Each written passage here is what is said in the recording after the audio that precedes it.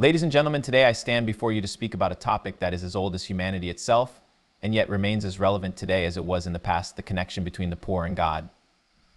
In a world fueled by endless ambitions, material desires, and societal stratifications, the plight of the poor often becomes a whisper drowned out by the roar of progress. But amidst all this noise, there exists a profound truth: God is not distant from the poor. In fact, their struggle, resilience, and spirit hold a divine essence that most of us overlook in the hustle of our lives. Let me take you on a journey, not a journey of the world's richest cities or the grandiose monuments of wealth, but to the humble streets, the weather-beaten shelters, and the silent prayers whispered in the dark of the night. Here, among the so-called less fortunate, there is a richness that transcends gold, a spirituality that echoes eternity, and a humanity that reflects the very face of God. The divine reflection in poverty. The poor often live a life of survival, stripped of distractions and luxuries. But in that barrenness, a raw and unfiltered truth emerges. Their dependence on something greater than themselves, be it faith, community, or sheer willpower, serves as a reminder of our intrinsic connection to the divine. The ancient scriptures across various cultures often portray the poor as closest to God. Jesus' Sermon on the Mount declares, "Blessed are the poor in spirit, for theirs is the kingdom of heaven." Why? Because poverty, whether material or spiritual, humbles the human soul. It forces us to strip away our ego and confront our essence, and in that essence, God resides. 2. The material world's deception. Many of us are caught in the chase for more wealth, more power, more recognition. But what happens when the chase ends? Often we find ourselves empty. The material world is a mirage, and the more you pursue it, the further you drift from fulfillment. The poor, by contrast, have no illusions of grandeur. Their struggles are real, their pain is tangible, and their victories, no matter how small, are deeply meaningful. They understand that happiness is not about having everything, but finding contentment in what you have. And it is this contentment that aligns them with the divine. 3. The lessons we can learn. How often do we walk past someone in need without sparing a thought? How often do we justify our indifference with statements like, "They should work harder," or "It's not my problem"?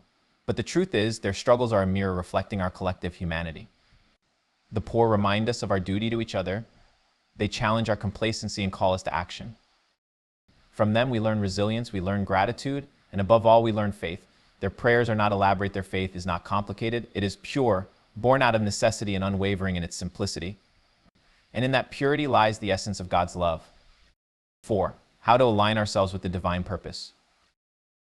If God is close to the poor, then it is our moral and spiritual obligation to bridge the gap between us and them. This does not mean handing out charity with an air of superiority. It means recognizing their humanity, their divinity, and their value. True service is not about giving from abundance, but giving from empathy. It is about creating opportunities, building systems, and fostering environments where everyone can thrive. It is about leveling the playing field so that no one is left behind. 5. The role of gratitude and purpose. Ladies and gentlemen, let us not forget we are all interconnected. Today's abundance could be tomorrow's scarcity. The very breath we take is a gift, and with that gift comes responsibility. Gratitude is the cornerstone of a meaningful life, and purpose is the path that leads us to God. When we recognize the value of the poor, not as a burden but as a blessing, we align ourselves with a higher purpose. We become instruments of change, vessels of hope, and reflections of God's infinite love. Conclusion. Ladies and gentlemen, in a world obsessed with accumulation, let us remember that the ultimate wealth is not found in what we have, but in who we are. The poor, in their humility and strength, show us a path back to our spiritual roots. They remind us of our shared humanity and our collective responsibility. Let us not look down upon them, but up to them, for in their struggle lies our salvation, and in their resilience lies God's grace. May we strive not just to live, but to live purposefully, lifting others as we rise and seeing the face of God in every soul we encounter. Thank you.